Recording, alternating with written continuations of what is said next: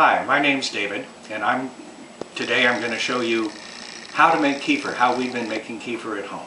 My wife and I, for the 38 years we've been together, have experimented with different ways of taking care of ourselves in somewhat alternative ways, and recently, the last 9 or so months, we've been making kefir, and our entire family, our sons, their families have gotten into making kefir. We believe that it is something that will really change your health and the way you think about yourself, and I want to show you how we do this stuff.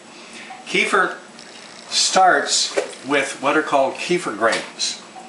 Kefir grains, if you think of Horton Hears a Who, they're like little universes that are populated by thousands and thousands, well, really billions of small microorganisms.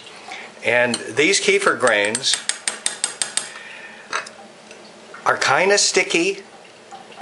They look sort of like grains of rice.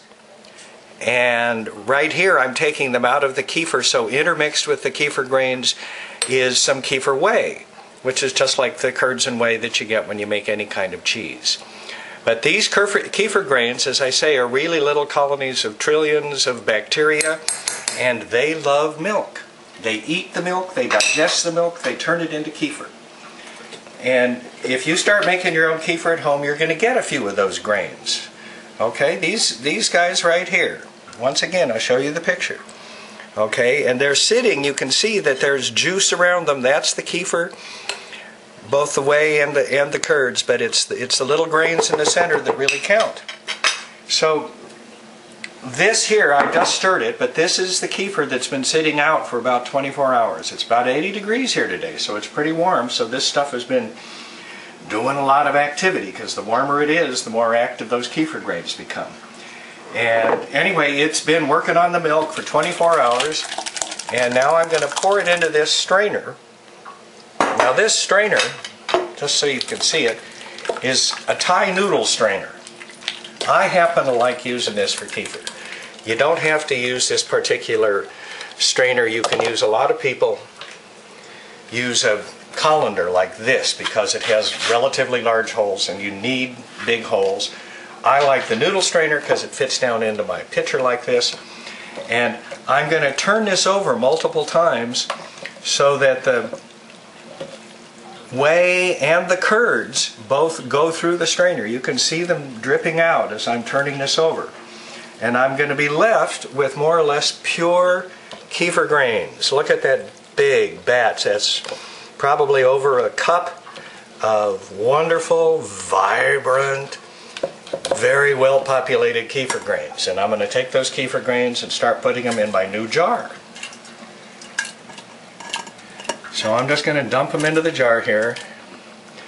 Now I'll pour the rest of the kefir in here. And finish straining out the grains. By the way, our dog absolutely loves the leavings from the strainer. When we're done, we shake it into her dish, and boy, she gets that leftover kefir, and if she's lucky, a few kefir grains, and oh, that's heaven. Anyway, we put the kefir grains in here, okay? Now first, I've got kefir.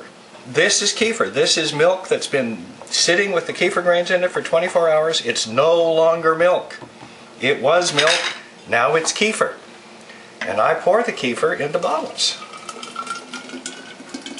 And you can either leave these bottles out and allow it to ripen a little bit more on the sink counter, or we actually like to put it in the fridge, cools it down, it keeps it at a more or less steady pace for, gee whiz, you can keep it in the fridge for days. Also, what we use some of this kefir for is we make drinks every morning, and the base of our drinks is kefir.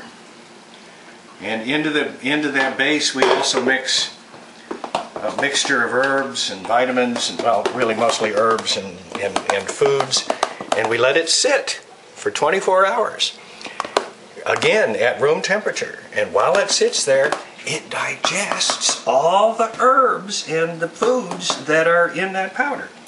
And then the next morning we'll pour it into our drink and mix it with fruit, bananas and blueberries and stuff like that, and it's absolutely fabulous. anyway, here's my finished kefir. So I'm going to put lids on this. And this will stay in the fridge. It may tend to separate a little bit, but all you got to do is shake it up. It's ready to go. Here's my new batch. Wipe the spilled drops off the edge. We use raw milk. I happen to love raw milk, and this is raw whole milk. It's hard to come by. It's not that hard in California, but a lot of states you can't get it.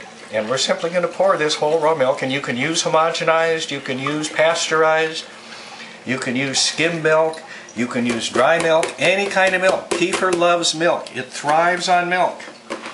So we pour that milk in there,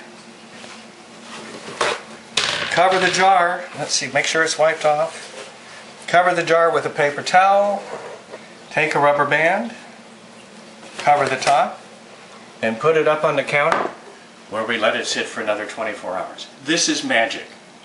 This stuff is fantastic.